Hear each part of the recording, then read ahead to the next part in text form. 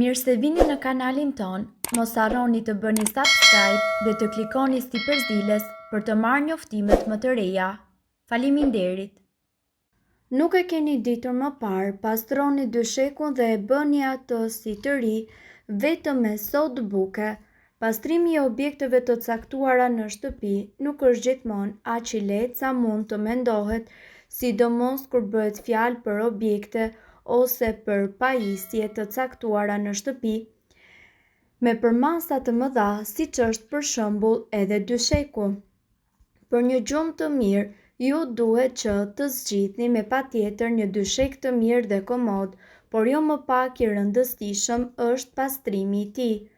Ndryshe nga shtroja si për shembull çarçafët, jastëkët dhe këllëfët e tyre, jorgani dhe bataniet të cilat lahen menjëherë, dysheku nuk pastrohet aq lehtësisht. Shpeshherë dysheku është një vatër mikrobesh dhe bakteresh të cilat ushqehen nga pëlhurat e papastërtisë të akumuluara në të. Gjithashtu, në dyshek depërtojnë likuide të ndryshme trupore si për shembull djersa.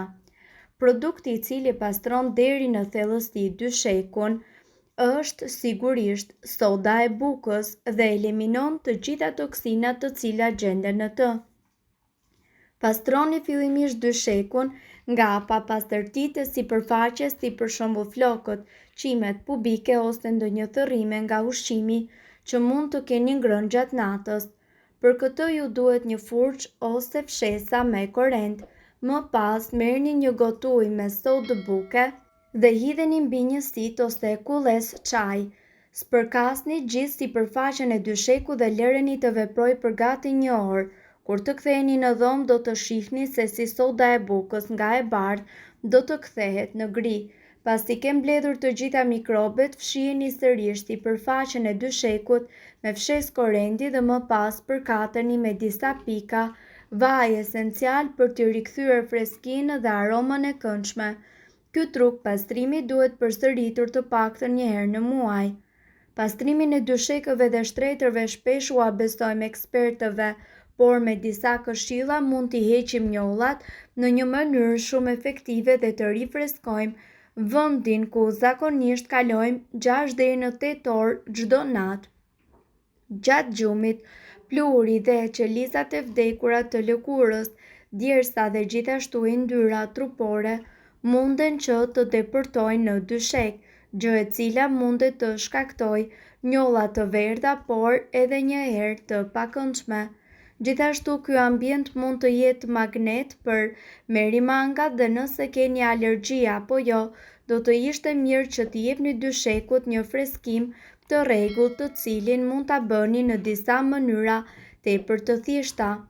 Eliminoni pluhurin. Mënyra më e mirë për ta hequr pluhurin është përmes fshesës së rrymës duke e mbuluar me një material tekstili.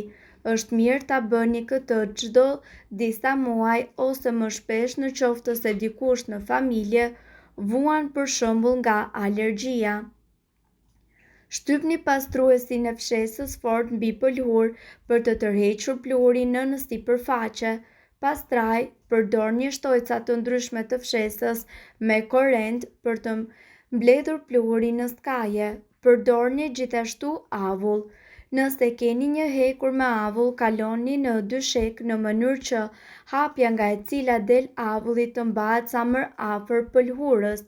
Depërtimi i avullit do t'i vrasë merimangat të cilat fshihen pranë sipërfaqes. Sërish, thithni dyshekun me vakum për t'i hequr ato. Hiqni njollat. Nëse kafshët shtëpiake flenë me ju, ka shumë të ngjarë që dysheku juaj të ketë njolla. Mënyra më e lehtë për t'i hequr ato është një pastrues qelimash dhe tapicerish i formuluar për të hequr njollat, si edhe një eliminues i aromave. Për ta përdorur, spërkateni lehtë njollën ose leckën dhe lagni njollën duke punuar nga buza e jashtme drejt qendrës për të mos u përhapur. Kur njolla më pas të zhduket, mbuloni zonën tuaj me një leckë të lagur dhe për ta shpëlar dhe për të hequr kështu çdo gjurmë të detergjentit. Si të hiqni njollat e verdha? Njollat e verdha në dyshekun tuaj janë ndoshta rezultati i një akumulimi të djersës dhe i ndyrës tuaj nga trupi. Megjithëse është e vështirë të pastrosh gjithë sipërfaqen me ujë dhe nuk mund ta lagësh kurrë plotësisht, mundet të provosh të zbardhësh me një përzierje 50-50 nga një filxhan peroksid hidrogjeni dhe ujë të ngrohtë plus 1/4 lugë çaj me lëng të butë për larjen e enëve. Hidheni 3 të thirrën në një shishe spërkatëse dhe spërkatni gjithashtu sipërfaqen e dyshekut. Shtypeni atë në pëlhur me një furçë tepër të butë ose peshqir dhe lëreni atë të qëndrojë për plot 30 minuta. Shpëlajini dyshekun përsëri me një leckë dhe ujë të pastër. Fërkojeni mirë për t'i hequr të gjitha gjurmët e detergjentit dhe lëreni që të thahet plotësisht në ajër. Për njollat rezistuese përsëriteni ose shtoni pak më shumë peroksid hidrogjeni në 3 të thirr. Nëse vëreni aroma të mbetura, një mënyrë e shpejtë dhe e thjeshtë për të freskuar dyshekun tuaj është duke përdorur një dezinfektues në formë spërkatësi. Mënyra më e mirë për ta mbajtur dyshekun tuaj të bardhë dhe pa njolla është duke e mbuluar me një mbulesë të cilën ju e lani rregullisht. Për ata të cilët kanë alergji, mbulesa është një nga mënyrat më të rëndësishme për të parandaluar akumulimin e pluhurit, polenit, merimangave dhe alergjenëve të tjerë. Besohet se 1/3 e tërë jetës tuaj ju e shpenzoni në krevat dhe kjo është pikërisht arsyeja pse duhet të siguroheni se jeni duke fjetur në diçka që përveç se është komode, është gjithashtu e pastër. Në këtë video, ne do t'ju mësojmë se sa shpesh duhet i pastroni këllëfët e jastëkëve, batanijet dhe gjithashtu çarçafët, qelizat të vdekura të lëkurës, mikrobe dhe baktere. Nëse ju nuk i pastroni ato aq shpesh sa duhet, ju mund të përfundoni me akne, acarim të lëkurës dhe gjithashtu infeksione të ndryshme. Këllëfët e jastëkëve. Këllëfët e jastëkëve shumë lehtë mund të ndoten sepse janë vazhdimisht në kontakt me fytyrën dhe flokët dhe që të dyja prodhojnë shumë vajra, baktere dhe mikrobe. Është ide e mirë që t'i pastroni këllëfët tuaj një herë në javë dhe posaçërisht nëse jeni të rrezikuar nga aknet. Përveç se duhet t'i pastroni këllëfët një herë në javë, gjithashtu duhet t'i pastroni dhe jastëkët çdo 3 muaj. Batanijet. Ndryshe nga jastëkët, nuk është nevoja t'i pastroni batanijet në baza javore, ndonse kjo varet nga sa shpesh jeni duke i përdorur. Ekspertët gjithashtu thonë se mjafton që ju t'i pastroni batanijet një herë në muaj apo një herë në 2 muaj. Çarçafët. Me përjashtim të kokës, i gjithë trupi juaj është gjithmonë në kontakt me çarçafët e shtratit.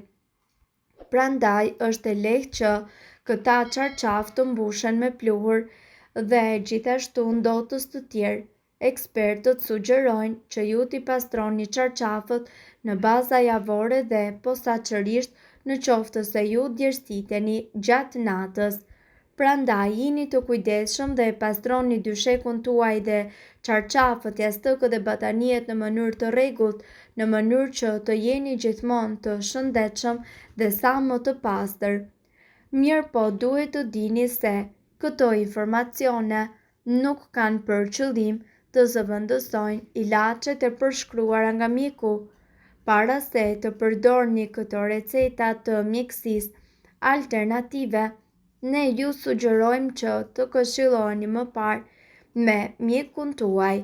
Nëse ndonjë prej këtyre përbërësve ju shkakton alergji, e mira është që të mos i përdorni këto receta të mjekësisë alternative. Nëse doni të dëgjoni videot tona që ne postojmë çdo ditë, kliko subscribe. Ju ftojmë gjithashtu të bëni like në videot tona nëse i keni dëgjuar dhe pëlqyer ato. Faleminderit që e pat videon ton. Shpërndajeni këtë video në profilin tuaj në mënyrë që të informohen edhe shokët tuaj. Faleminderit!